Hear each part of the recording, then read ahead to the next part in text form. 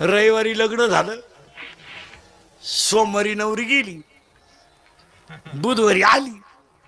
परत ज्याचं लग्न होतं ते स्टँडच होतं, नवरी येणार ते मूडमध्येच होतं. नवरी उतरली तर 5 मिनिटं ते तिच्याकडे पाहत होतो. हीच होती का सोमवारी?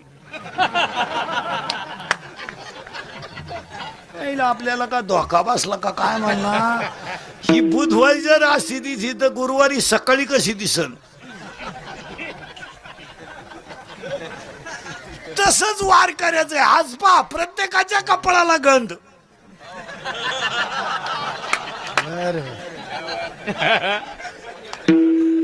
उद्या दुपारी उडत गेला गंध. 8 दिवस झाले मटण नाही ते. हाय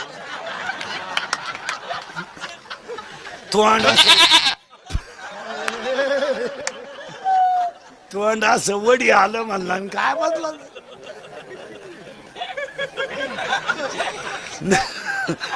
नव्या नवरीची मेकअप टिकत नाही. रात्र दिवस भजन करायला. आपलं भजन कधी आहे? उठला उघडा बम, VIP चड्डी, मुरीत गेला, बादलीत बॉट, सुंदर ते ध्यानोबेटीवरी थोडेगार पाणी टाक, देवाची दरुबा क्षणभरी अंडरपॅन्ट वाली का बाय साधू बोध झाला निरून ठेवला. आणि त्या पप्याला म्हणा सगळ्या कोंबड्या सोडून दे. पर्वताप्रमाणे पातक करणे मरतेला पोहणे. अंडरपॅन्टची नाडी बांधून बाहेर आला. ज्ञानदेवाप्रमाणे निवृत्ती विज्ञान.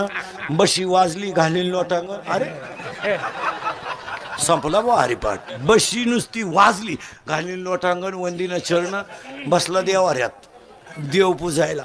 तेवढे एक जण येतो. काय चाललंय? उरकितो ना, रोजानं पूजितो कधी. आणि देव पूजाय बसला का शेजारच्याशी गप्पा. गंध घेतो हातावर उघडीतो. पार भाऊबंधाने उघडून मारला आपल्याला.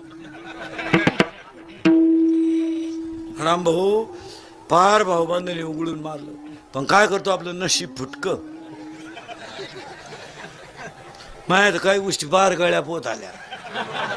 पण जाऊ मरू काही गोष्टी काना नाही कोण सोडून द्यावा. पण बऱ्याच गोष्टी आपल्या डोक्याच्या बाहेर झाल्या. पण भावबंधाने असं नव्हतं करायचं. कोणच्या पोटावर मारावं पण पाठीवर मारू नाही. त्याला काय इलाज आहे? लढाय दंडात जोर नाही. आणि असली तर मनगटात ताकद नाही. निघाला ना थोडीशी.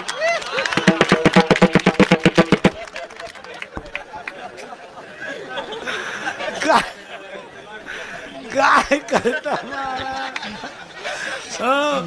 अरे मी कशाला आलोय?